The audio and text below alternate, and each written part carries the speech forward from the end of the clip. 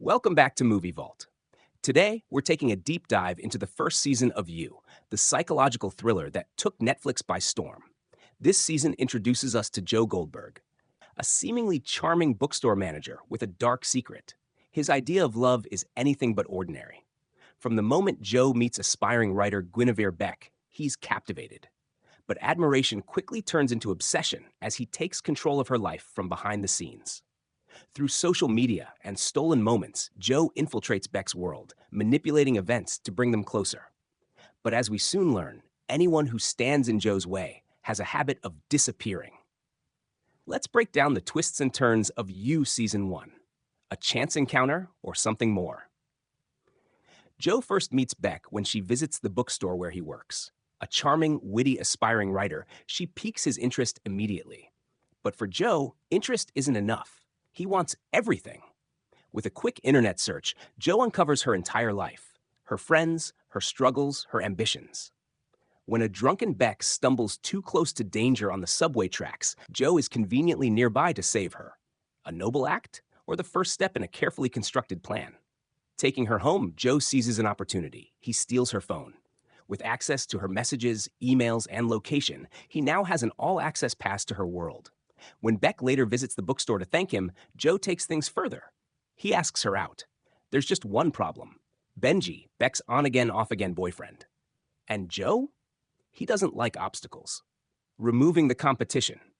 Joe lures Benji to the basement of his bookstore, where he locks him inside a plexiglass book vault. As Joe learns more about him, it becomes clear. Benji is selfish, unfaithful, and toxic for Beck. Meanwhile, Beck struggles in her own world. Her professor makes inappropriate advances, and she fights to prove herself as a writer. Her best friend, Peach Salinger, a wealthy socialite, grows increasingly suspicious of Joe. When Joe uncovers a dark secret from Benji's past, he makes a calculated decision. And just like that, Benji is gone. With Benji out of the picture, Joe shifts his focus to winning Beck over. But just as things seem to be falling into place, another roadblock emerges. Peach Salinger, the real threat. Peach, Beck's closest friend, isn't just protective, she's controlling. She manipulates Beck, keeps her dependent, and quietly harbors feelings for her. Joe recognizes Peach as a bigger threat than Benji ever was. A battle of wits ensues. Joe watches Peach closely, uncovering her secrets, while Peach begins suspecting Joe's true nature. When she invites Beck to a secluded estate, Joe follows. Things escalate, leading to a tense confrontation between Joe and Peach. By the end, Peach is gone, and Joe has once again erased a roadblock in his pursuit of Beck. With Peach's absence, Joe and Beck's relationship flourishes, for a while, but cracks begin to form. The truth comes out. As their relationship deepens, Joe becomes increasingly jealous and paranoid. When he suspects Beck is seeing someone else, he follows her. His worst fears are confirmed. Beck is having an affair with her therapist, Dr. Nikki. Devastated, Joe confronts her. The truth comes spilling out, and their relationship crumbles. But Beck's heartbreak soon turns into curiosity. She starts asking questions about Joe's past. What really happened to his ex-girlfriend, Candace? Why did she suddenly disappear? As Beck digs deeper, she makes a terrifying discovery. Joe has been keeping souvenirs from his past crimes, including her stolen phone and evidence of what happened to Peach and Benji. Realizing she's in danger, Beck tries to escape.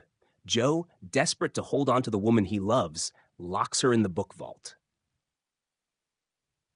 Trapped and terrified, Beck does what she does best. She writes. She crafts a chilling story, one that shifts the blame onto Dr. Nikki. She pleads with Joe, convincing him that she understands him, that she sees him. It's all an act. The moment she gets the chance, Beck locks Joe in the vault. Hope surges through her. She's free, but Joe has anticipated everything.